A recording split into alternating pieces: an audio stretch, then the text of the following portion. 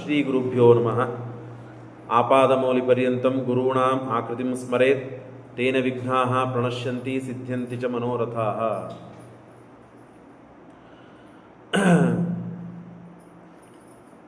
ಸೂತ ಮಹಾಭಾಗ ಸರ್ವಶಸ್ತ್ರ ವಿಚಾರದ ತತ್ತೋಹಂ ಶ್ರೋತುಮಿಚ್ಛಾಮಿ ಮಾಹಾತ್ಮ್ಯಂ ಪುಣ್ಯವರ್ಧನಂ.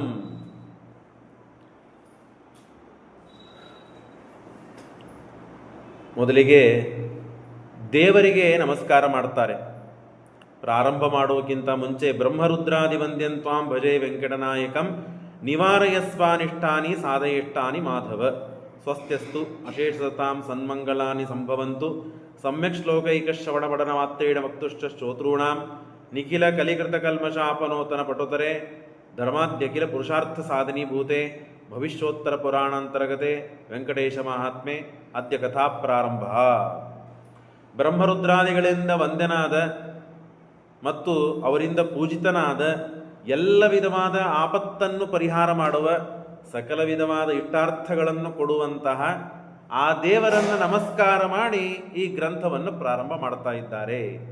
ಹಾಗಾಗಿ ಗ್ರಂಥವನ್ನು ಪ್ರಾರಂಭ ಮಾಡುವಾಗಲೇ ಎಲ್ಲ ವಿಧವಾದ ಅನಿಷ್ಟಗಳು ಪರಿಹಾರ, ಸಕಲ ವಿಧವಾದ ಇಷ್ಟಾರ್ಥಗಳು ಪ್ರಾಪ್ತಿ ಈ ಗ್ರಂಥದಿಂದ ಮತ್ತು ಈ ಪರಮಾತ್ಮನ ಮಹಿಮೆ ಶ್ರವಣದಿಂದ ಆಗ್ತದೆ ಅಂತ ಮೊದಲಿಗೆ ತಿಳಿಸ್ತಾರೆ.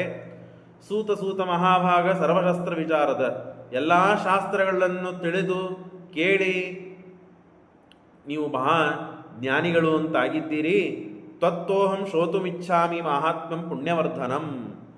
ಅತ್ಯಂತ ಶ್ರೇಷ್ಠಕರವಾದ ಪುಣ್ಯದಾಯಕವಾದಂತಹ ಈ ವೆಂಕಟೇಶ ದೇವರ ಮಹಾತ್ಮ್ಯವನ್ನು ನಮಗೆ ಕೇಳಬೇಕು ಅಂತ ಅಪೇಕ್ಷೆ ಇದೆ. ಹಿಂದೆ ನೀವು ರಂಗನಾಥನ ಮಹಿಮೆಯನ್ನು ಹೇಳಿದ್ದೀರಿ, ಕಾಲಹಸ್ತಿ ಅಲ್ಲಿದ್ದ ಭಗವಂತನ ಮಹಿಮೆಯನ್ನು ಹೇಳಿದ್ದೀರಿ, ಜಗನ್ನಾಥನ ಮಹಿಮೆಯನ್ನು ಹೇಳಿದ್ದೀರಿ. ಈಗ ನಮಗೆ ಇದಾನೀಂ ಶ್ರೋತುಮಿಚ್ಛಾಮಿ, ಈಗ ನಮಗೆ ಆ ವೆಂಕಟೇಶ ದೇವರ ಮಹಾತ್ಮ್ಯವನ್ನು ಕೇಳಬೇಕು ಅಂತ ಅಪೇಕ್ಷೆ ಆಗಿದೆ. ಹಾಗಾಗಿ ಅವಶ್ಯವಾಗಿ ನಮಗೆ ಅದನ್ನು ಶ್ರವಣ ಮಾಡಿಸಿ ಅನುಗ್ರಹವನ್ನು ಮಾಡಬೇಕು ಅಂತ ಪ್ರಾರ್ಥನೆ ಮಾಡಿದಾಗ ಸಾಧು ಪೃಷ್ಟಂ ತ್ವಯಾ ಬ್ರಹ್ಮ. ಸೂತಾಚಾರ್ಯರು ಆ ಶೌನಿಕಾದಿ ನೈಮಿಷಾರಣ್ಯ ಕ್ಷೇತ್ರದಲ್ಲಿ ಇದ್ದು ಎಲ್ಲ ಹಿಂದೆ ಅನೇಕ ಮತ್ತು ಚರಿತ್ರೆಗಳನ್ನು ಹೇಳಿರುತ್ತಾರೆ. ವೆಂಕಟೇಶ ದೇವರ ಮಹಾತ್ಮ್ಯವನ್ನು ನಮಗೆ ಹೇಳಿ ಅನುಗ್ರಹ ಮಾಡಬೇಕು ಅಂತಂದಾಗ ಸೂತಾಚಾರ್ಯ ಹೇಳ್ತಾರೆ, ಬಹಳ ಒಳ್ಳೆಯ ಪ್ರಶ್ನೆ ಮಾಡಿದ್ದೀರಿ. ಒಂದು ಪ್ರವಚನ ಮುಗೀತು ಅಂತಂದರೆ ಮತ್ತೆ ಸಾಕು, ಸ್ವಲ್ಪ ಹೊತ್ತು ಸಾಕು ಅಂತ ನಾವು ಅಂತ ಇರ್ತೇವೆ. ಅಂಥದ್ದು ಇಷ್ಟೊತ್ತನೆಲ್ಲ ಚರಿತ್ರೆಗಳನ್ನು ಕೇಳಿ ಮತ್ತೆ ಇನ್ನೊಂದು ಪರಮಾತ್ಮನ ಚರಿತ್ರೆಯನ್ನು ಕೇಳಬೇಕು ಅಂತ ಉತ್ಸಾಹಭರಿತನಾಗಿ ನೀವು ಕೇಳ್ತಾ ಇದ್ದೀರಲ್ಲ, ನಮಗೆ ಬಹಳ ಸಂತೋಷವಾಯಿತು ಅಂತ ಹೇಳಿ ಸಾಧು ಪೃಷ್ಟಂ ತ್ವಯಾ ಬ್ರಹ್ಮ ಚರಿತಂ ವೆಂಕಟೇಶತು ಯಥಾಶ್ರುತಂ ಮಯಾ ಪೂರ್ವಂ ವ್ಯಾಸಾದ್ಯಮಿತದೇರಸಃ.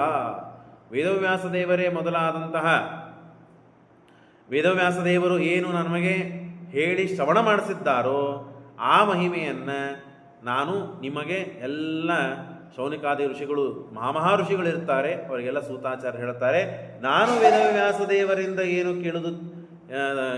ಕೇಳಿದ್ದು ಏನಿದೆಯೋ ತಿಳಿದದ್ದು ಏನಿದೆಯೋ ಅದನ್ನು ನಿಮಗೆ ಉಪದೇಶ ಮಾಡ್ತೇನೆ. ತತ್ತತಾಹಂ ಸಮಾಚಕ್ಷೆ. ಅವ್ರು ಹೇಳಿದ್ದೇ ಒಂದು, ನಾನು ಹೇಳೋದೇ ಮತ್ತೊಂದು, ಹೀಗೆಲ್ಲ ಇಲ್ಲ. ಹಾಗಾಗಿ ತತ್ತತಾಹಂ ಸಮಾಚಕ್ಷೆ ಸಾವಧಾನ ಮನಾಶೃಣು. ಸಾವಧಾನ ಮನಸ್ಕರಾಗಿ ಆಚೀಚೆ ಗಮನ ಇಲ್ಲದೇನೆ ದೇವರ ಏಕಾಗ್ರ ಚಿತ್ತದಿಂದ ದೇವರ ಮಹಿಮೆಯನ್ನು ಕೇಳುವಂತೆ ನೀವು ಆಗಿ ಸಾವಧಾನ ಮನಸ್ಕರಾಗಿ ಇದನ್ನು ಕೇಳ್ರಿ. ನಾನು ಇದರ ಚರಿತ್ರೆಯನ್ನು ಹೇಳುತ್ತೇನೆ. ಪುರಾತು ಜನಕೋ ನಾಮ ರಾಜ ಪರಮಧಾರ್ಮಿಕ. ಜನಕ ಎಂಬ ಮಹಾರಾಜ, ಅವನು ಅತ್ಯಂತ ಧಾರ್ಮಿಕ ಮತ್ತು ಅಷ್ಟೇ ಅಲ್ಲದೇನೆ ಸತ್ಯವಾಕ್ ಸರ್ವಶಾಸ್ತ್ರೇಶು ಕೋವಿದ ಕೋಪವರ್ಜಿತ. ಈ ಎಲ್ಲ ಗುಣಗಳು ಏನೇನಿವೆ ನೋಡ್ರಿ. ಈ ಎಲ್ಲ ಗುಣಗಳು ನಮ್ಮಲ್ಲಿ ಬರಬೇಕು ಅಂದರೆ ಬಹಳ ತಪಸ್ಸು ಬೇಕು. ಒಂದೊಂದು ಗುಣ ಬರಬೇಕು ಅಂದರೆ ತಪಸ್ಸು ಬೇಕು. ಕೋಪವನ್ನು ಬಿಡುವುದು ಬಹಳ ಕಠಿಣ ಇದೆ.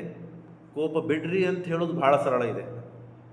ಎಷ್ಟು ಸಿಟ್ಟಿಗೆ ಬರ್ತೀರಿ ಅಂತ ನಮ್ಮ ಪಕ್ಕದ ಮನೆಯವರು ಜಗಳಾಡಬೇಕಾದಾಗೋ, ನಮ್ಮ ಗೆಳೆಯಂದ್ರೆ ಜಗಳಾಡಬೇಕಾದಾಗೋ, ಗಂಡ ಹೆಂಡಂದ್ರೆ ಜಗಳಾಡಬೇಕಾದಾಗ ನಾವು ಹೋಗಿ ಸಮಾಧಾನ ಮಾಡ್ತೇವೆ.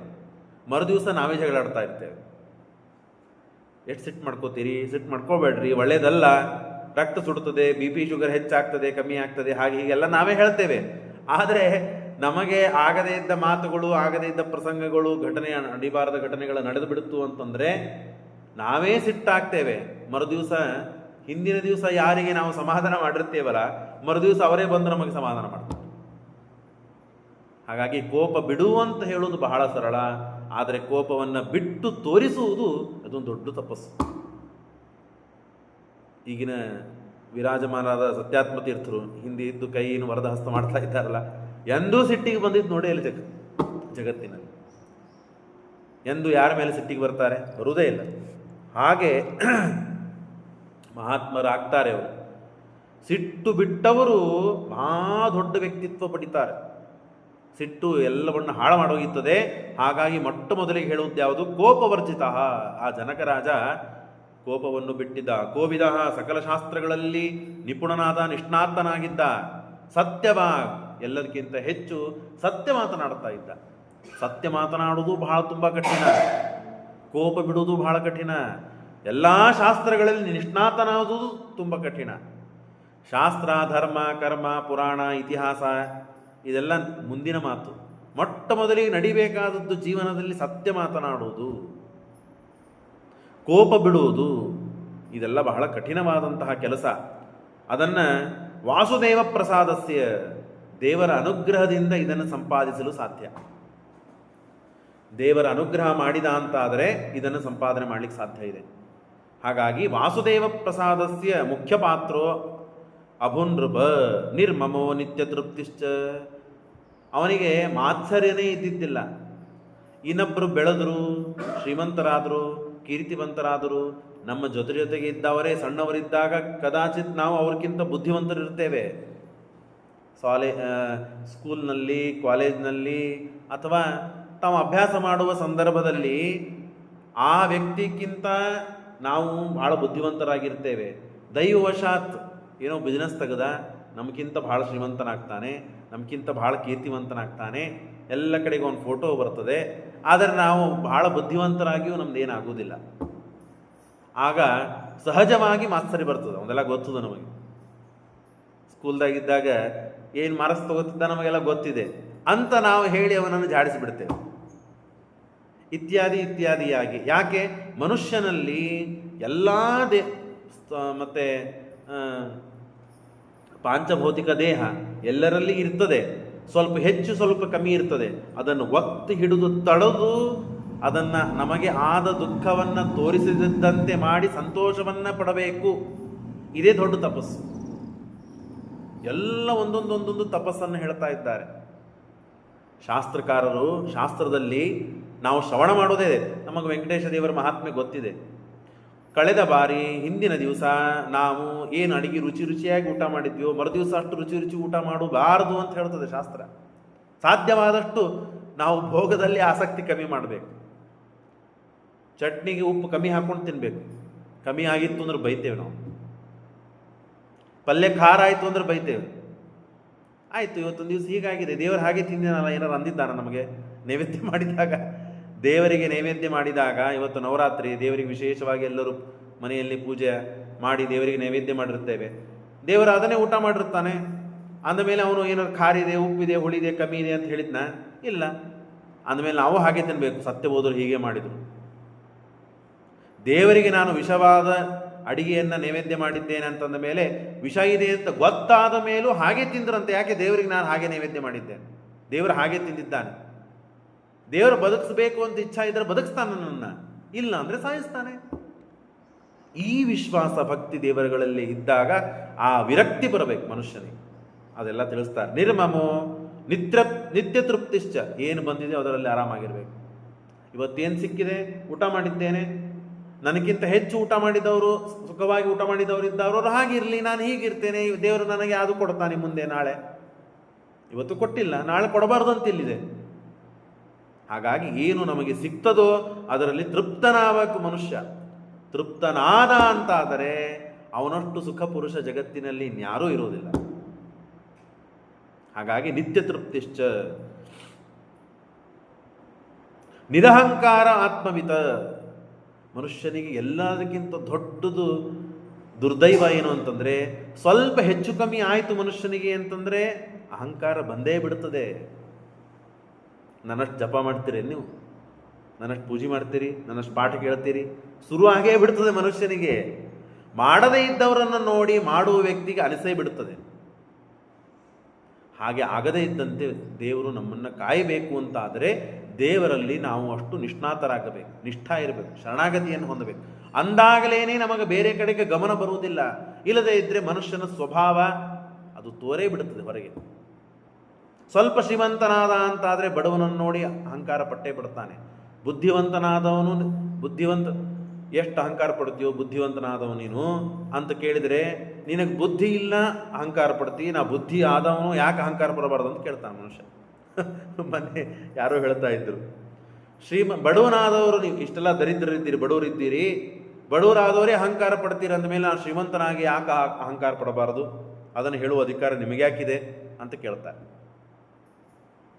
ಅಂದರೆ ಮನುಷ್ಯ ಎಷ್ಟರ ಮಟ್ಟಿಗೆ ಅಹಂಕಾರ ಪಡುವ ಸಾಧ್ಯತೆ ಇದೆ. ಬುದ್ಧಿ ಹೇಳುವ ವ್ಯಕ್ತಿಗೂ ನೀನೇನು ಅಹಂಕಾರ ಪಡುವುದಿಲ್ಲೇನಂತ ಕೇಳಿ ಬಾಯಿ ಮುಚ್ಚಿಸ್ಬಿಡ್ತಾರೆ. ಹಾಗಾಗಿ ಅಹಂಕಾರ ನೋಡ್ರಿ, ಒಂದೊಂದು ಸತ್ಯ ಮಾತನಾಡೋದು, ಎಲ್ಲ ಶಾಸ್ತ್ರಗಳಲ್ಲಿ ನಿಷ್ಣಾತನಾಗುವುದು, ಕೋಪವನ್ನು ಬಿಡುವುದು, ನಿರ್ಮತ್ಸರನಾಗಿ ಇರೋದು, ತೃಪ್ತನಾಗಿ ಇರೋದು, ಅಹಂಕಾರ ಇಲ್ಲದೆ ಇದ್ದದ್ದು ಯಾವುದು ನಮ್ಮಲ್ಲಿ ಎಷ್ಟಿದೆ ಅದನ್ನು ಶಾಸ್ತ್ರವನ್ನು ಕೇಳಿ ದೇವರ ಗುರುಗಳ ಅನುಗ್ರಹವನ್ನು ಪಡೆದು ನಾವು ಹೆಚ್ಚು ಮಾಡಿಕೊಳ್ಳಬೇಕು. ಅಂದರೆ ಕೋಪ ಹೆಚ್ಚು ಮಾಡ್ಕೊಳ್ಳೋದಲ್ಲ, ಕೋಪ ಬಿಡುವುದು ಹೆಚ್ಚು ಮಾಡಿಕೊಳ್ಳೋದು. ಹೀಗಾಗಿ ತಸ್ಯ ಭ್ರಾತ ಅಭೂತ್ಪೂರ್ವಂ, ಇಷ್ಟು ಗುಣಗಳಿಂದ, ಹೀಗೆ ಅನೇಕ ಗುಣಗಳಿಂದ ವಿಶಿಷ್ಟನಾಗಿದ್ದ ಆ ಜನಕರಾಜನ ಚರಿತ್ರೆಯನ್ನು ಹೇಳ್ತಾರೆ. ದೇವಲೋಕದಲ್ಲಿ ಯಾವ ರೀತಿಯಾಗಿ ನಾರದರು ಋಷಿಗಳಂತಾಗಿದ್ದಾರೋ ಹಾಗೆ ರಾಜರಲ್ಲಿ ಭೂಲೋಕದಲ್ಲಿ ಋಷಿ ಅಂತಾದವನು, ರಾಜಋಷಿಯಾದವನು ಜನಕರಾಜ ಅಂತ ಹೇಳ್ತಾರೆ. 4 ಥರ ಋಷಿಗಳಿದ್ದಾರೆ. ದೇವತೆಗಳಲ್ಲಿ ಋಷಿಗಳಾದವರು ನಾರದರು, ಭೂಲೋಕದಲ್ಲಿ ಋಷಿಗಳಾದವರು, ರಾಜರಾಗಿ ಋಷಿಯಾದವರು ಜನಕರಾಜ. ಅಷ್ಟು ದೊಡ್ಡ ಸ್ಥಾನ ಪಡೆದವನು. ಅಂಥ ದೊಡ್ಡ ಸ್ಥಾನ ಪಡೆದ ವ್ಯಕ್ತಿಗೂ ಸಮಸ್ಯೆ ಬರ್ತದೆ. ಆ ಸಮಸ್ಯೆ ಬರ್ತದೆ ಎಲ್ಲರಿಗೆ. ಆ ಸಮಸ್ಯೆ ಪರಿಹಾರ ಮಾಡಿಕೊಂಡ ಬಗೆ ಏನಿದೆ ಅದನ್ನು ನಾವು ಆರಿಸಿಕೊಳ್ಬೇಕು. ಅವ್ರಿಗೂ ಸಮಸ್ಯೆ ಬಂದಿದೆ ಅಂತ ದೃಷ್ಟಾಂತವನ್ನು ಇಟ್ಟುಕೊಂಡು ನಾವು ಸಮಸ್ಯೆ ತಂದುಕೊಳ್ಳೋದಲ್ಲ. ಸಮಸ್ಯೆ ಅವರಿಗೆ ಬಂದಾಗ ಹೇಗೆ ಸಮಸ್ಯೆ ಪರಿಹಾರ ಮಾಡಿಕೊಂಡರು ಮಹಾತ್ಮರು, ಜ್ಞಾನಿಗಳು, ಋಷಿಗಳು. ಅವನಿಗೆ ಒಬ್ಬ ತಮ್ಮ ಇದ್ದ, ಕುಶಧ್ವಜ ಅಂತ ಹೇಳಿ. 3 ಜನ ಹೆಣ್ಣು ಮಕ್ಕಳು ಅವರಿಗೆ. ರಾಮಾಯಣ ಹೇಳಬೇಕಾದಾಗ ನಾನು ಹೇಳಿದ್ದೇನೆ, ಮಹಾಭಾರತ ತಾತ್ಪರ್ಯ ಪಾಠದಲ್ಲಿ 4ನೇ ಅಧ್ಯಾಯ ಪ್ರಾಯ ಅಲ್ಲಿ ಈ ಕಥೆ ಬಂದಿದೆ. ನಾನು ಆಗ ಇದನ್ನು ಕೋಟ್ ಮಾಡಿದ್ದೇನೆ, ಶ್ರೀನಿವಾಸ ಕಲ್ಯಾಣದಲ್ಲಿ ಇದನ್ನು ನಾನು ಹೇಳಿದ್ದೇನೆ ಅಂತ. 3 ಜನ ಹೆಣ್ಣು ಮಕ್ಕಳು. ಈ ಜನಕರಾಜನಿಗೆ ಒಬ್ಬ ಹೆಣ್ಣು ಮಗಳು ಸೀತಾ. 4 ಜನ ಹೆಣ್ಣು ಮಕ್ಕಳಾದರು ಒಟ್ಟಾರೆ. ಜನಕಸ್ಯ ಅಭೂತ್ ಪುತ್ರಿ ಜಾನಕಿ ನಾಮಸಾರಮ ಭ್ರಾತ ಚಕಾರಯಾಮಾಸ ರಾಜ್ಯಂ ಜನಕ ಭೂಮಿಪಃ. ಏನು ಟೆನ್ಷನ್ ಇದ್ದಿದ್ದಿಲ್ಲ ಜನಕರಾಜನಿಗೆ. ಯಾಕೆ? ತನ್ನ ತಮ್ಮ ಕುಶಧ್ವಜ ಕುಶಕೇತು ಮಹಾಬಲಿಷ್ಠ, ಮಹಾಸಮರ್ಥ. ಯಾರೇ ಏನೇ ಬರಲಿ, ಏನೇ ಕೇಳಲಿ, ಯಾವುದಕ್ಕೂ ಅಪೂರ್ಣನಾಗಿ ಇದ್ದಿದ್ದಿಲ್ಲ ಅವನು. ಎಲ್ಲವನ್ನು ತಾನೇ ನಿಗಿಸ್ತಿದ್ದ, ಸಮರ್ಥನಾಗಿದ್ದ. ದುಷ್ಟರನ್ನೂ ನಿಗ್ರಹ ಮಾಡ್ತಾ ಇದ್ದ, ಸಜ್ಜನರಿಗೂ ಪಾಲನೆ ಮಾಡ್ತಾ ಇದ್ದ, ರಾಜರಿಗೆ, ಋಷಿಗಳಿಗೆ, ಅವರಿಗೆ ಇವರಿಗೆ ಏನೇನು ಯಾರ್ಯಾರಿಗೆ ಬೇಕೋ ಎಲ್ಲವನ್ನು ನೋಡಿಕೊಂಡು ಬ್ಯಾಲೆನ್ಸ್ ಆಗಿ ಯಾರಿಗೂ ಇವನಿಂದ ತೊಂದರೆ ಆಗದೇ ಇದ್ದಂತೆ ಮಹಾಸಮರ್ಥನಾಗಿ ಇದ್ದ. ಯಾರು? ತನ್ನ ತಮ್ಮ. ಹಾಗಾಗಿ ರಾಜ್ಯ ಆರಾಮಾಗಿ ನಡೀತಾ ಇತ್ತು. ಇದನ್ನು ನೋಡಿ ಬಹಳ ಸಂತೋಷ ಆಯಿತು ಅವನಿಗೆ. ಓಹೋ, ನನ್ನಷ್ಟು ಸುಖವಾಗಿ ರಾಜ್ಯದಲ್ಲಿ, ಜಗತ್ತಿನಲ್ಲಿ ಯಾರೂ ಇಲ್ಲ ಪ್ರಾಯ. ಹಾಗಾಗಿ ಈ ಸುಖವೇ ಪರ್ಮನೆಂಟಾಗಿ ನನಗಿರಬೇಕು, ಸದಾಕಾಲ ಇರಬೇಕು. ಬಂತು ನೋಡ್ರಿ ಇಲ್ಲೇ. ನಾನು ಆಗಲೇ ಹೇಳಿದ್ನಲ್ಲ, ಎಲ್ಲ ದೋಷಗಳಿಂದ ದೂರನಾಗಿದ್ದರೂ ದೇವರು ಸ್ವಲ್ಪ ಆಚೆ ಈಚೆ ಇಂಥ ದೃಷ್ಟಾಂತಗಳನ್ನು ಕೊಟ್ಟು ಜಗತ್ತಿಗೆ, ಹೀಗೆ ನೀವು ಮನಸ್ಸು ಇಚ್ಛೆಗಳನ್ನು ಪಡಬಾರದು ಅಂತ ಸಜ್ಜನರಿಗೆ ತಿಳಿಸಿಕೊಡ್ತಾನೆ. ಮಹಾ ಋಷಿಗಳು, ರಾಜಋಷಿಗಳು. ಆದರೂ ಮನಸ್ಸಿನಲ್ಲಿ ಬಂತು, ಸುಖಮೇವ ಸದಾಮೇ ಸ್ಯಾತ್ ದುಃಖಂ ಮಾಹೂತ್ ಕದಾಚನ ದುಃಖಂ ನ ವೀಕ್ಷೆ ನೇತ್ರಾಭ್ಯಾಂ ಸುಖಂ ವೀಕ್ಷೆ ಸದಾತ್ಮನಃ. ಯಾವಾಗಲೂ ನನಗೆ ಸುಖವೇ ಆಗಬೇಕು, ದುಃಖ ಆಗಬಾರದು. ದುಃಖವನ್ನು ನನ್ನ ಕಣ್ಣಿನಿಂದ ನೋಡಲೇಬಾರದು ನಾನು ಅಂತ ಹೇಳಿ ತಾನು ಮನಸ್ಸಿನಲ್ಲಿ ಇಚ್ಛೆ ಪಟ್ಟ. ಇದು ಅಸಾಧು ಸಮ್ಮತಂ ವಾಕ್ಯಂ, ಸಜ್ಜನರಿಗೆ ಹಿಡಿಸುವ ಮಾತಲ್ಲಿದು. ಸಜ್ಜನ ಆದವನು ಈ ಮಾತನ್ನು ಆಡಲೇಬಾರದು, ಮನಸ್ಸಿನಲ್ಲೂ ಇಚ್ಛೆ ಪಡಬಾರದು. ದೇವರೇನು ಕೊಡ್ತಾನೋ ಅದನ್ನು ಸ್ವೀಕಾರ ಮಾಡ್ತೇವೆ, ದೇವರೇನು ಕೊಡ್ತಾನೆ ಅದನ್ನು ಸ್ವೀಕಾರ ಮಾಡೋಣ ಅಂತ ಮನಸ್ಸಿನ ಪರಿಸ್ಥಿತಿ, ಮನಸ್ಸಿನ ಭಾವನೆ ಇರಬೇಕೇ ಹೊರತು ನನಗೆ ಯಾವಾಗಲೂ ಸುಖವೇ ಆಗಬೇಕು ಅಂತ ಇಚ್ಛೆ ಪಡೋದು ಸರಿಯಲ್ಲ. ಚಕ್ರವತ್ ಪರಿವರ್ತಂತೆ ಸುಖಾನಿಚ ಸುಖಾನಿಚ. ಸುಖ ದುಃಖಗಳು ಚಕ್ರದಂತೆ ಪರಿಣಾಮವಾಗ್ತಾ ಇರ್ತದೆ, ತಿರುಗ್ತಾ ಇರ್ತದೆ. ಸುಖ ಬಂದಾಗ ಸ್ವೀಕಾರ ಮಾಡಬೇಕು, ದುಃಖ ಬಂದಾಗ ಸ್ವೀಕಾರ ಮಾಡಬೇಕು. ನಾವೆಲ್ಲ ಇದರ ಬಗ್ಗೆ ನಾನು ವಿಚಾರ ಮಾಡ್ತಿರ್ತೇನೆ ಮೇಲಿನ ಮೇಲೆ. ಯಾವ ಮನುಷ್ಯನಿಗೆ ಸದಾಕಾಲ ದುಃಖ ಇದೆ ಅಂತ ಹೇಳ್ರಿ ನೋಡೋಣ ಜಗತ್ತಿನಲ್ಲಿ. ಬರೇ ದುಃಖದಲ್ಲೇ ಇದ್ದಾನೆ ಅಂತ ಮನುಷ್ಯ ಇದ್ದರೆ ಸತ್ಯ ಹೋಗ್ತಾನೆ. ಬರೇ ಸುಖದಲ್ಲಿ ಇದ್ದರೂ ಮನುಷ್ಯ ಸತ್ಯ ಹೋಗ್ತಾನೆ, ಹುಚ್ಚಿಡಿತದೆ ಅವನಿಗೆ. ಬರೇ ದುಃಖದಲ್ಲೇ ಇದ್ದಾನೆ ಮನುಷ್ಯ ಅಂತಂದ್ರೆ ಅವನಿಗೂ ಹುಚ್ಚಿಡು ಸತ್ತು ಹೋಗ್ತಾನೆ. ಬರೇ ಸಿಹಿ ತಿಂದು ಏನಾಗ್ತದೆ ಅವನಿಗೆ, ಶುಗರ್ ಆಗಿ ಸತ್ತು ಹೋಗ್ತಾನೆ. ಬರೇ ಖಾರ ತಿಂದ ಅಂತಂದ್ರೆ ಹೊಟ್ಟೆ ಒಡೆದು ಹೋಗ್ತದೆ. ಯಾವುದೂ ಮನುಷ್ಯನಿಗೆ ಅತಿಯಾಗಿ ಮಾಡ್ಲಿಕ್ಕೆ ಸಾಧ್ಯವಿಲ್ಲ ಜಗತ್ತಿನಲ್ಲಿ. ಸುಖ ಇವತ್ತಾಗ್ತಾ ಇದೆ ಅಂದರೆ ನಾಳೆ ದುಃಖ ಆಗಲಿಕ್ಕೆ ಬೇಕು ಅವನಿಗೆ, ಸ್ವಲ್ಪ ಹೆಚ್ಚು ಸ್ವಲ್ಪ ಕಮ್ಮಿ. ಇವತ್ತು ದುಃಖ ಆಗಿದೆ ಅಂದರೆ ನಾಳೆ ಸುಖ ಆಗಲಿಕ್ಕೆ ಬೇಕು ಅವನಿಗೆ. ನಾಳೆ ಅಂದರೆ ಅರ್ಥ ಒಂದು ವರ್ಷ ಬರೇ ಕಷ್ಟಪಟ್ಟಿದ್ದಾನೆ, ಏನಪ್ಪ ಇಡೀ ಜೀವನ ಬರೀ ಕಷ್ಟೊಳಗೆ ಕಳೆದ್ವಿ, ಹಂಗೆ ಅನ್ಲಿಕ್ಕೆ ಸಾಧ್ಯವಿಲ್ಲ. ಯಾವ ಮನುಷ್ಯನೂ ಅನ್ನೋದಿಲ್ಲ. ತಾರತಮ್ಯ ಇರ್ಬೋದು.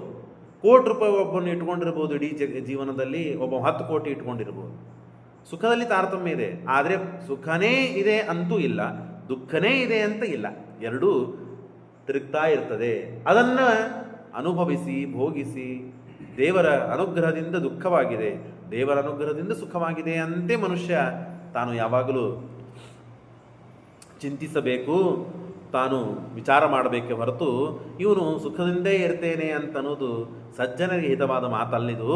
ಹಾಗಾಗಿ ದುಃಖಂ ಪ್ರದರ್ಶಯಾಮಾಸ. ದೇವರು ವಿಚಾರ ಮಾಡಿದ, ಸ್ವಲ್ಪ ಇವನಿಗೆ ನನ್ನಲ್ಲಿ ಗಮನ ಕಮ್ಮಿ ಆಗಿದೆ ಅನ್ನಿಸ್ತದೆ. ನಾನು ಅಂತ ಬಂತು ಅವನಿಗೆ.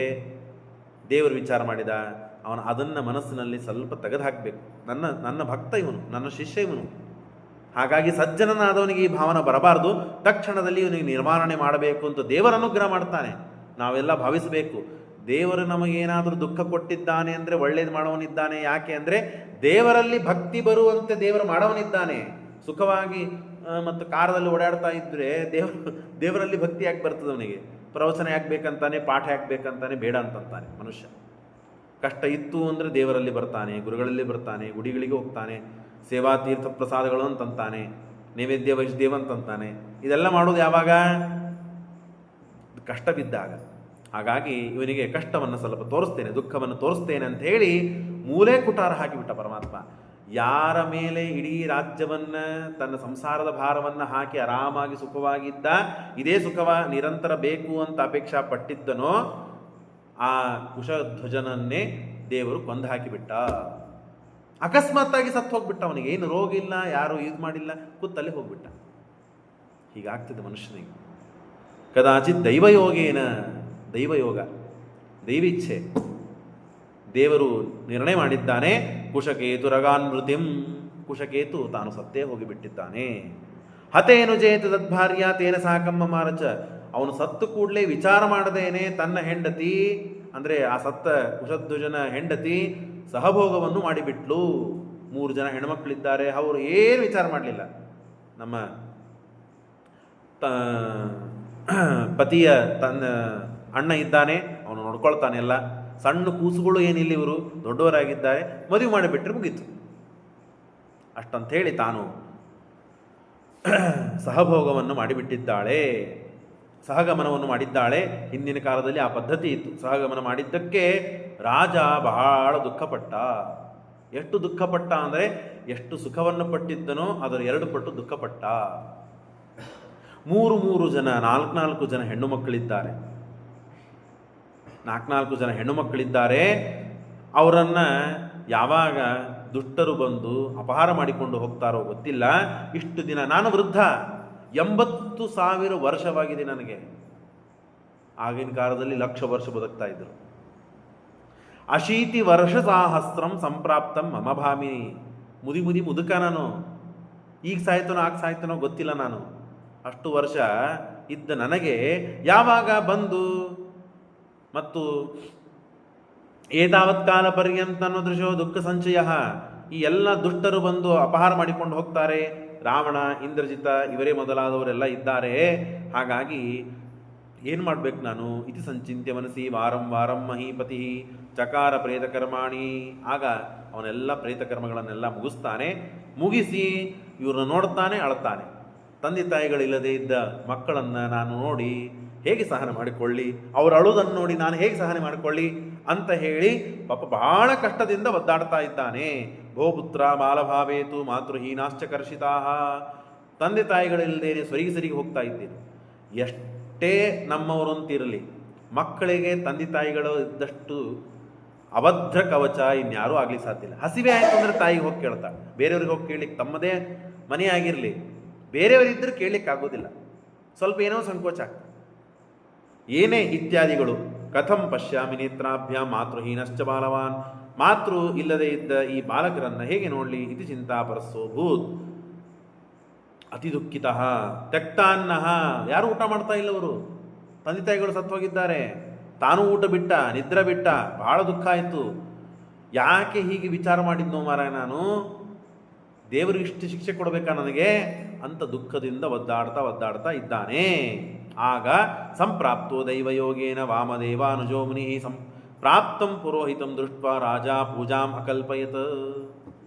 ಆಗ ದೇವರು ದುಃಖ ಕೊಟ್ಟಿದ್ದಾನೆ ಅಂತನ್ನೋದ್ರೊಳಗೆ ಸುಖ ಕೊಡ್ಲಿಕ್ಕೆ ತಯಾರಾಗಿಬಿಟ್ಟ ದೇವರು.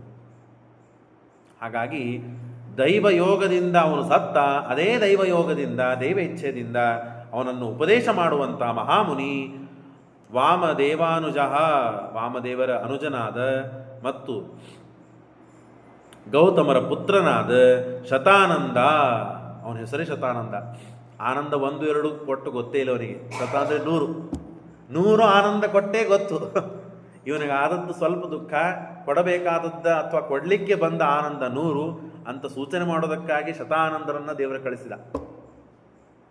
ಸಂಪ್ರಾಪ್ತೋ ದೈವಯೋಗೇನ. ಆಗ ಪ್ರಾಪ್ತಂ ಪುರೋಹಿತಂ ದೃಷ್ಟ. ಎದ್ದ ರಾಜ, ಬಹಳ ದುಃಖ ಆಗಿದೆ, ತಲೆ ತಿರುಗಿ ಯಾರು ಬಂದವರು ಹೊಟ್ಟು ಕಳಿಸೋರ್ನ, ನಮಗೆ ನಾವು ಕಷ್ಟದಲ್ಲಿ ಒದ್ದಾಡ್ತಾ ಇದ್ದೇವೆ ಅಂತ ಹೇಳಿ ಸಿಟ್ಟು ಮಾಡಿಕೊಂಡು ಇತ್ಯಾದಿಗಳನ್ನು ಮಾಡಲಿಲ್ಲ. ವಿವೇಕ ಇತ್ತು. ದುಃಖ ಆಗಿದೆ, ಆದರೆ ವಿವೇಕ ಕಳ್ಕೊಂಡಿಲ್ಲ ರಾಜ. ಋಷಿಯವನು ಎದ್ದು ಆ ಬಂದ ಪುರೋಹಿತರನ್ನು ನಮಸ್ಕಾರ ಮಾಡಿ ಆಸನ ಕೊಟ್ಟು ಅರ್ಘ್ಯಪಾದ್ಯಾದಿಗಳನ್ನು ಅವರಿಗೆ ಕೊಟ್ಟು ಏನೇನು ಸಲ್ಲಿಸಬೇಕಾದ ಗೌರವಗಳನ್ನು ಎಲ್ಲ ಸಲ್ಲಿಸಿ ತಾನು ಅವ್ರನ್ನ ಕುಡಿಸಿದ್ದಾನೆ. ತನ್ನ ಕಷ್ಟಗಳನ್ನು ಹೇಳ್ತಾನೆ. ದೊಡ್ಡವರಿಗೆ ಸಣ್ಣವರು ಬಂದರೆ ಸಣ್ಣವ್ರ ಮುಂದೆ ಕಷ್ಟ ಹೇಳ್ಕೊಳ್ಳೋದಿಲ್ಲ. ಅವ್ರಿಗಿಂತ ದೊಡ್ಡವರಾದರೂ ನಿನಗೇನು ಗೊತ್ತಾಗ್ತದೆ, ಹೋಗಿ ಸುಮ್ಕೊಂಡು ನೀನು ಅಂತ ಸುಮ್ಮನೆ ಕುಡಿಸ್ಬಿಡ್ತಾರೆ. ಅವ್ರಿಗಿಂತ ದೊಡ್ಡವರು ಬಂದಾಗಲೇ ಈ ಸಣ್ಣವರು ಅಂತಾದಾಗ ಅವರು ಕಷ್ಟಗಳನ್ನು ಹೇಳ್ಕೊಳ್ತಾರೆ. ಜ್ಞಾನಿಗಳು ಇವರು, ಮಹಾತ್ಮರು, ಅವರು ಮುಂದೆ ಮತ್ತೆ ಕಷ್ಟವನ್ನು ಹೇಳ್ಕೋಬೇಕು. ಸ್ವಾಮಿ ಹೀಗೆಲ್ಲ ನನ್ನ ಅವಸ್ಥೆ ಆಯಿತು, ಆರಾಮಾಗಿದ್ದೆ, ನನ್ನ ತಮ್ಮನ ಹೆಂಡತಿ ಇಬ್ಬರು ಹೋಗಿಬಿಟ್ರು, ಬಹಳ ಸಮಸ್ಯೆ ಆಗಿದೆ, 4 ಜನ ಹೆಣ್ಣು ಮಕ್ಕಳಿದ್ದಾರೆ. ಹಾಗಾಗಿ ಏನು ಮಾಡಬೇಕು ನಾನು? ತತಃಕಾಲೋಚಿತಾಂ ವಾರ್ತಾಂ ಕಥಯಾಮಾಸ ಗೌತಮೀಂ. ಆಗ ನಡೆದ ತನ್ನ ಕಷ್ಟಗಳನ್ನೇ ಬರೇ ಹೇಳ್ತಾ ಕೂಡಲಿಲ್ಲ. ಎಲ್ಲಿಂದ ಬಂದ್ರಿ, ನೀವು ಇದ್ದ ಸ್ಥಳದಲ್ಲಿ ಯಾವ ನಿಮಗೆ ಸಮಸ್ಯೆ ಇಲ್ಲಲ್ಲ, ನೀವು ಮಾಡುವ ಜಪ ಹೋಮ ತಪಸ್ಸು ಅಧ್ಯಯನ ಇತ್ಯಾದಿಗಳೆಲ್ಲ ನಿರ್ವಿಘ್ನವಾಗಿ ನಡೀತಾ ಇದೆಯಲ್ಲ. ರಾಜನಾದ ಕರ್ತವ್ಯನು, ರಾಜನ ಕರ್ತವ್ಯ ಏನು? ತಾನು ಇದ್ದ ದೇಶದಲ್ಲಿ ಯಾವ ಸಾಧನೆಯನ್ನು ಮಾಡುವಂತಹ ಮಹಾತ್ಮರಿದ್ದಾರೋ ಅವರಿಗೆಲ್ಲ ವಿಧವಾದ ಅನುಕೂಲಗಳನ್ನು ಮಾಡಿಕೊಟ್ಟು, ಕೇವಲ ಪ್ರಜರಿಗೆ ಅಲ್ಲ, ಯಾಕೆ ಆ ಮಹಾತ್ಮರಿದ್ದದ್ದಕ್ಕೆ ದೇಶ ಪ್ರಜಾ ರಾಜ್ಯ ಎಲ್ಲ ಸುರಕ್ಷಿತವಾಗಿ ನಡೀತಾ ಇರ್ತದೆ. ಹಾಗಾಗಿ ತಾನು ಕೇಳಿಕೊಂಡ. ಆಗ ಎಲ್ಲ ಒಳ್ಳೆಯದು ಅಂತ ಹೇಳಿದ ಮೇಲೆ ತಾನು ತನ್ನ ಕಷ್ಟ ಹೇಳ್ತಾನೆ. ಶತಾನಂದ ಮಹಾಪ್ರಾಜ್ಞ ಕಾಗದಿ ಸಾತ್ವಿತೋ ಮಮ. ಏನಪ್ಪ ನಿನ್ನ ಪರಿಸ್ಥಿತಿ ಏನು ಹೇಳು ಅಂತಂದಾಗ, ಹೀಗಾಯ್ತು ಸ್ವಾಮಿ, ಏನು ಮಾಡಲಿ ನಾನು, ಹಾಗಾಗಿ ಭಾಳ ಸಮಸ್ಯೆ ಆಗಿದೆ ನನಗೆ. ದಿವಾನಕ್ತಂ ಸಮಾಯಾತಿ. ಯಾವಾಗ ರಾತ್ರಿ ಆಗ್ತದೆ ಅಂತ ನೆನೆಸ್ತೇನೋ ಅವಾಗ ಭಯ ಆಗ್ತದೆ ನನಗೆ. ಯಾಕೆ? ರಾತ್ರಿ ಕಾಲದಲ್ಲಿ ಹಗಲ ಕಾಲದಲ್ಲಿ ಏನು ಭಾಳ ವ್ಯತ್ಯಾಸ ಇಲ್ಲ ನನಗೆ. ಯಾಕೆ? ಯಾವಾಗಾದರೂ ಶತ್ರುಗಳು ಬಂದು ನನ್ನನ್ನು ಆರಾಮಾಗಿ ಹೊಡೆದುಕೊಂಡು ಓಡಿಸಿಕೊಂಡು ಹೋಗ್ಬೋದು ನನ್ನ ಮಕ್ಕಳನ್ನು. ರಾವಣಕ್ಕೇನ ಹೇತುನ, ಯಾವ ಕಾರಣ ಬೇಕಾಗಿಲ್ಲ ಅವರಿಗೆ. ಏನೋ ಕಾರಣ ಇದೆ, ಅಪಚಾರ ಮಾಡಿದ್ದೇನೆ, ಅದಕ್ಕಾಗಿ ಬಂದು ರಾಜ್ಯದಲ್ಲಿ ದಾಳಿ ಮಾಡಿ ಕರ್ಕೊಂಡು ಹೋದ್ರೂ ಸಮಸ್ಯೆ ಇಲ್ಲ. ಅವ್ರಿಗೇನೂ ಅದು ಬೇಕಾಗೇ ಇಲ್ಲ. 4 ಜನ ಹೆಣ್ಣು ಮಕ್ಕಳಿದ್ದಾರೆ, ಭಾರಿ ತ್ರಿಲೋಕ ಸುಂದರಿರು, ಕರ್ಕೊಂಡು ಹೋಗ್ಬಿಡು, ಇಷ್ಟೇ ಸಾಕು ಅವರಿಗೆ. ನ ಜಾನೆ ಮುನಿ ಮುನಿರ್ಮರ್ಯಾಹಂ ಪ್ರಜ್ಞಾ ಚಕ್ಷುಭಿರ್ವಿದ್ಯತೆ ಸೀತಾಯ. ಅದರೊಳಗೆ ಸೀತಾ ಅಂತೇನು ನಾನು ಹೇಳಿದ್ನಲ್ಲ, ನನ್ನ ಮಗಳು ಭಾರಿ ಚಲುವಿ, ಸುಂದರಿ, ರೂಪವತಿ, ಶೀಲವತಿ, ಗುಣವತಿ. ಹಾಗಾಗಿ ಲಭ್ಯತೆ ವದವಿಪ್ರೇಂದ್ರ ತೃತೀಯಂ ಪ್ರವದಾಮಿತೆ. ಹಾಗಾಗಿ ಅಷ್ಟೇ ಅಲ್ಲದೇನೆ ಈ 4 ಜನಕ್ಕೆ ಉತ್ತಮ ವರ ಬೇಕು. ನಮ್ಮದೊಂದು ಪ್ರಾರ್ಥನೆ ಇದೆ ಸ್ವಾಮಿ. ಆ ಸೀತಾ ಅಂತ ನಾನೇನು ಹೇಳಿದ್ನಲ್ಲ, ಆ ಸೀತೆಗೆ ವರ ಏಕಛತ್ರಾಧಿಪೋ ನೃಪನಾಗಿರಬೇಕು. 14 ಲೋಕಗಳನ್ನು ಆಡುವ ವರ ಬೇಕು. ಒಂದೇ ಕುಟುಂಬದಲ್ಲಿ 4 ಜನ ಇರಬೇಕು. ಆ 4 ಜನಕ್ಕೆ ನಾನು ನನ್ನ 4 ಮಕ್ಕಳನ್ನು ಕೊಡಬೇಕು. ನಾನು ಹೀಗೆ ನನಗೆ ವರ ಕೊಡ್ರಿ, ಉಪಾಯ ಹೇಳ್ರಿ ನನಗೆ ಅಂತ ಹೇಳ್ತಾನೆ. ಜಾಮಾತಾರ ಸತ್ವಾರ ಏಕರಾಜ ಸುತಸ್ತತ. ಅವರಿಗೂ 4 ಮಂದಿ ಮಕ್ಕಳಿರಬೇಕು, ಅವ್ರಿಗೂ ಮದುವೆ ಆಗಿರಬಾರ್ದು. ನನ್ನ 4 ಮಂದಿ ಮಕ್ಕಳನ್ನು ಕೊಡ್ತೇನೆ, ರಾಮ, ಲಕ್ಷ್ಮಣ, ಭರತ, ಶತ್ರುಘ್ನ. ಅವರಿಗೇನೆ ಈ 4 ಮಂದಿಯನ್ನು ಕೊಟ್ಟು ಮದುವೆ ಮಾಡ್ತೇನೆ. ನಾನು ರಾಮಾಯಣದಲ್ಲಿ ಹೇಳಿದ್ದೇನೆ. ವರ್ಧಂತಂ ಚೈವ ರಾಮೇ ರಾಜ್ಯಂ ಸ್ವಯಮೇವ ಪುರೋಹಿತಂ ಕೇನೋಪಾಯೇನ ಮೇ ಭೂಯಾತ್ ದೇವಾತ್ ಕಾರಣಂ ವದ ಅಂದಾಗ ಮೊದಲಿಗೆ ಅದೆಲ್ಲ ದೇವರ ವ್ಯವಸ್ಥೆ ಮಾಡ್ತಾನಪ್ಪ. ನಿನ್ನ ಮನಸ್ಸಿಗೆ ಮೊದಲಿಗೆ ಆದ ಖೇದವನ್ನು ಪರಿಹಾರ ಮಾಡತಕ್ಕ ದೇವರ ಮಹಿಮೆಯನ್ನು ಕೇಳು. ಅದರಿಂದ ದೇವರ ಮೇಲೆ ಹೆಚ್ಚು ವಿಶ್ವಾಸ ಬರ್ತದೆ.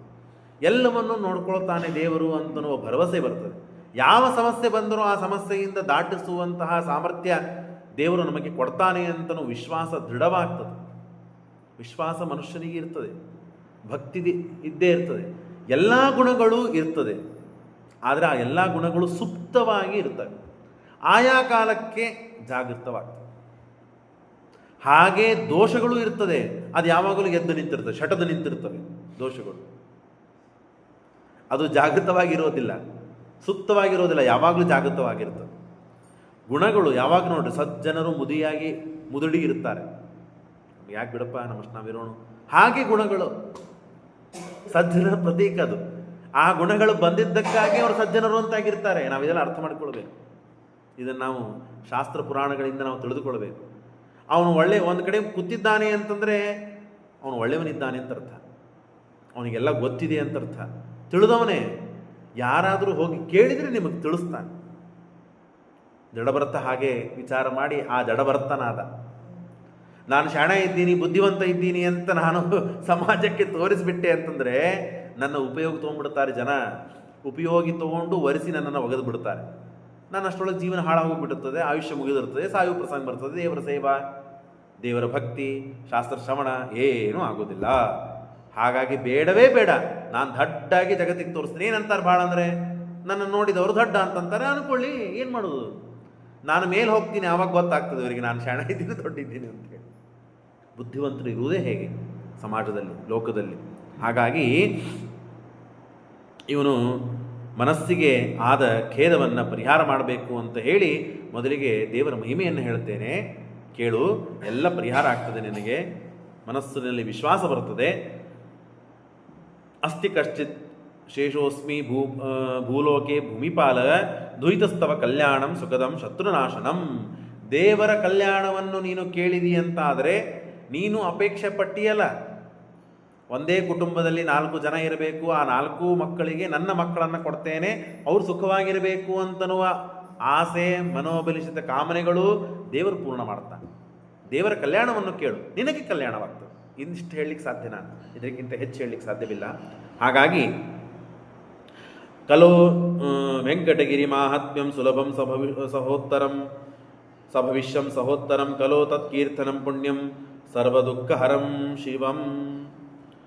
ವೈಕುಂಠ ಲೋಕದ ವೆಂಕಟಗಿರಿಯ ಮಹಾತ್ಮ್ಯವನ್ನು, ವೈಕುಂಠ ಲೋಕದಿಂದ ತೊಳಗಿಡದ ಒಂದ ಪರಮಾತ್ಮ ಅವನ ಮಹಾತ್ಮ್ಯವನ್ನು, ಸಭವಿಷ್ಯತ್ತರ ಪುರಾಣವನ್ನು ಕಲಿಯುಗದಲ್ಲಿ ತತ್ಕೀರ್ತನಂ ಪುಣ್ಯಂ.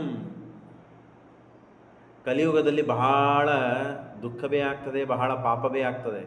ಆದರೆ ಸ್ವಲ್ಪ ಮಾಡಿದ ಪುಣ್ಯ ಮಹಾಫಲಪ್ರದವಾಗ್ತದೆ. ಶ್ರೀಮದ್ ಭಾಗವತದಲ್ಲಿ ನಾವು ಕೇಳ್ತೇವೆ. ಹಾಗಾಗಿ ಕಲಿಯುಗದಲ್ಲಿ ವೆಂಕಟೇಶ ದೇವರ ಮಹಾತ್ಮ್ಯವನ್ನು, ವೆಂಕಟೇಶ ದೇವರ ದರ್ಶನ ಮಾಡಿಕೊಂಡರೆ ಬಹಳ ಪುಣ್ಯ ಬರುತ್ತದೆ. ಧನಕಾಮಸ್ಯ ಧನದಂ. ಯಾರಿಗೆ ಐಶ್ವರ್ಯ ಬೇಕು ಅಂತ ಅಪೇಕ್ಷೆ ಇದೆಯೋ, ಬಹಳ ಬಡವಿದ್ದಾನೆ, ಏನು ಮಾಡಲಪ್ಪ, ನನ್ನ ಕಾಲ ಮೇಲೆ ನಾನು ನಿಂತ್ಕೋಬೇಕು, ಇನ್ನೊಬ್ಬರಿಗೆ ಭಿಕ್ಷೆ ಬೇಡಿ ಜೀವನ ಸಾಕಾಗಿದೆ ಅಂತ ಅಂದ್ಕೊಂಡವನು ಶ್ರೀಮಂತ ಆಗ್ತಾನೆ. ಏನೂ ಕಾಳಜಿ ಮಾಡೋ ಕಾರಣ ಇಲ್ಲ. ಪುತ್ರಕಾಮಸ್ಯ ಪುತ್ರದಂ, ಮದುವೆ ಆಗಿದೆ, ಮಕ್ಕಳೇ ಆಗಿಲ್ಲ, ಒದ್ದಾಡ್ತಾ ಇದ್ದಾರೆ, 14 ವರ್ಷ ಆಯಿತು, 13 ವರ್ಷ ಆಯಿತು, 10 ವರ್ಷ ಆಯಿತು, ಅವರಿಗೆ ಮಕ್ಕಳಾಗ್ತಾರೆ. ಇನ್ನು ಮದುವೆ ಆಗಬೇಕಾದವರಿಗೆ ಮದುವೆ ಆಗ್ತದೆ. ರೋಗದಿಂದ ಒದ್ದಾಡ್ತಾ ಇದ್ದಾನೆ, ಆ ಡಾಕ್ಟ್ರು, ಈ ಹಾಸ್ಪಿಟಲ್ಲು, ಅಷ್ಟು ಖರ್ಚ, ಎಷ್ಟು ಒದ್ದಾಡಿದ, ಎಲ್ಲ ಮಾಡಿದ, ಅವನು ಮಾಡಬೇಕಾದದ್ದೇ ಮಾಡಲಿಲ್ಲ. ಏನು ಮಾಡಬೇಕು? ದೇವರ ಚರಿತ್ರೆಯನ್ನು ಕೇಳಬೇಕು. ಎಲ್ಲ ಮಾಡಿಯಲ್ಲ, ನೀನು ಪ್ರಯತ್ನ ಮಾಡಿಯಲ್ಲ, ಇದೊಂದು ಪ್ರಯತ್ನ ಮಾಡಿ ನೋಡು. ಕುತ್ತಲ್ಲೇ ಕೇಳುವುದು.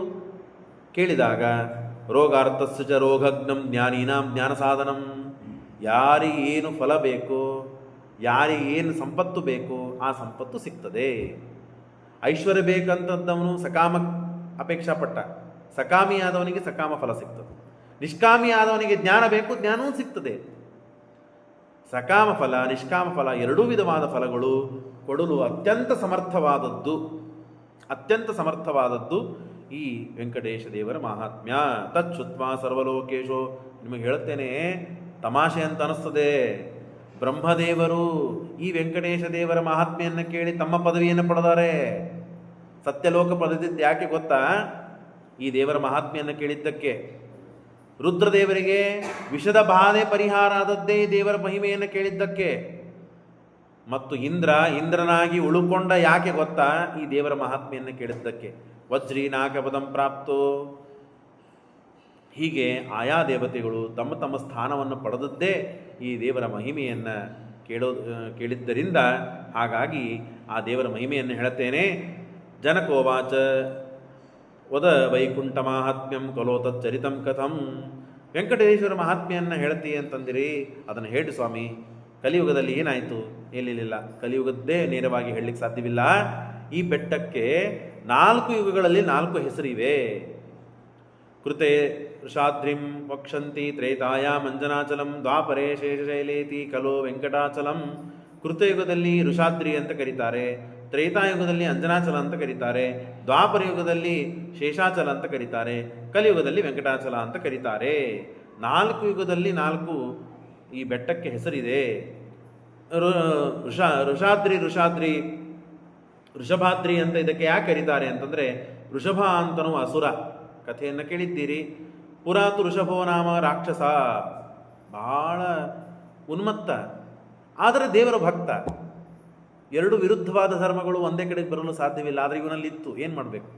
ರಾಕ್ಷಸ ಜಾತಿಯಲ್ಲಿ ಹುಟ್ಟಿದ್ದರಿಂದ ಆ ಸ್ವಭಾವನೂ ಬಂದಿತ್ತು, ಆದರೆ ದೇವರಲ್ಲಿ ವಿಚಿತ್ರವಾದ ಭಕ್ತಿ ಮಾಡ್ತಿದ್ದ. ಏನು ಭಕ್ತಿ?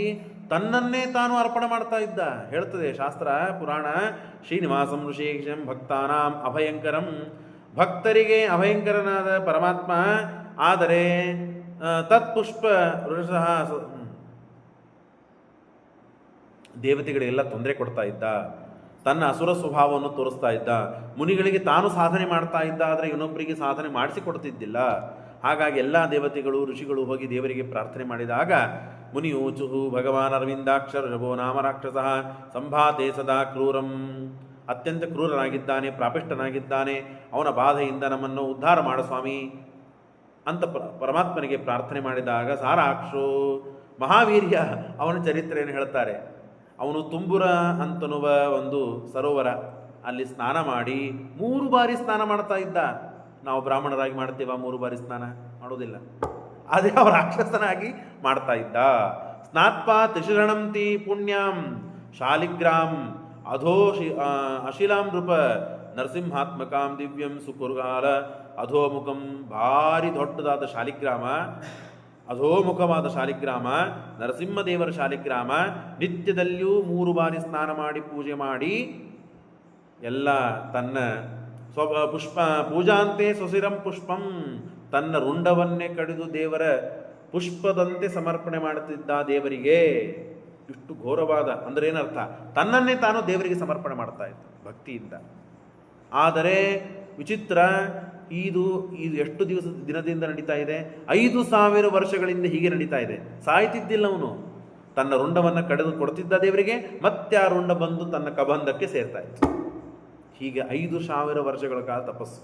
ನೋಡ್ರಿ, ಯಾರೇ ತಪಸ್ವಿಗಳು, ನಾನು ಮೇಲಿನ ಮೇಲೆ ಹೇಳ್ತಿರ್ತೇನೆ, ಯಾರೇ ತಪಸ್ವಿಗಳು ಅಂತಾಗಿದ್ದಾರೋ, ಉತ್ತಮ ವರವನ್ನು ಪಡೆದಿದ್ದಾರೋ, ಶ್ರೇಷ್ಠವಾದ ಫಲವನ್ನು ಪಡೆದಿದ್ದಾರೋ ಅವರು ಘೋರವಾದ ತಪಸ್ಸನ್ನೇ ಮಾಡಿದ್ದಾರೆ. ದೈತ್ಯರಾಗಲಿ, ದೇವತೆಗಳಾಗಲಿ, ಋಷಿಗಳಾಗಲಿ, ಮಾನವರಾಗಲಿ, ಯಾರೇ ಆಗಲಿ ಅಭೂತಪೂರ್ವವಾದ ಒಂದು ಫಲವನ್ನು ಪಡೆದಿದ್ದಾರೆ ಅಂದರೆ ಅಭೂತಪೂರ್ವವಾದ ಒಂದು ತಪಸ್ಸನ್ನು ಮಾಡಿದ್ದಾರೆ ಅಂತ ಅರ್ಥ. ಹಾಗಾಗಿ ಯಾರಿಗೆ ಎಂಥ ಫಲ ಬೇಕೋ ಅವರು ಅಷ್ಟು ತಪಸ್ಸು ಮಾಡಬೇಕು. ಈಗ ಮದುವೆ ಆಗಿರ್ತದೆ, ಮಕ್ಕಳು ಬೇಕು ಅಂತ ಪ್ರಯತ್ನ ಪಟ್ಬಿಡ್ತಾರೆ, ಮಕ್ಕಳಾಗ್ಬಿಡ್ತದೆ. ಆ ಮಕ್ಕಳು ಎಂಥಾಗ್ತಾರೋ ಗೊತ್ತಿಲ್ಲ. ಹೀಗೆ ಬೇಕು ಅಂತ ಎಲ್ಲ ಈಗ ಬೇಕು ತಕ್ಷಣ ಬೇಕು ಅಂತ ಫಲ ಅಪೇಕ್ಷೆ ಪಡ್ತಾರೆ ಈಗಿನ ಸಮಾಜದಲ್ಲಿ. ಅದು ಈ ಕಥೆಗಳಿಂದ ನಾವು ತಿಳಿದುಕೊಳ್ಬೇಕು. ತಪಸ್ಸು ಮಾಡಿ ಫಲವನ್ನು ಪಡೆದರೆ ಆ ಫಲ ನಮ್ಮ ಜೊತೆಗೇ ಯಾವಾಗಲೂ ಇರ್ತದೆ, ಇಲ್ಲದರೆ ಜೊತೆಗೆ ಇರುವುದಿಲ್ಲ. ತಾತ್ಕಾಲಿಕ ತಪಸ್ಸು ತಾತ್ಕಾಲಿಕ ಫಲ ಆಗಿಬಿಡುತ್ತದೆ. ಹಾಗಾಗಿ ಪೂಜಾ ಏವಂ 5,000 ವರ್ಷಾಣಿ ವಿಗತಾನಿ ಚ ತಸ್ಮಿನ್ ಕಾಲೇ ಅರವಿಂದಾಕ್ಷ ಪರಮಾತ್ಮ ಬಂದ. ಏನು ಬೇಕಪ್ಪ ನಿನಗೆ?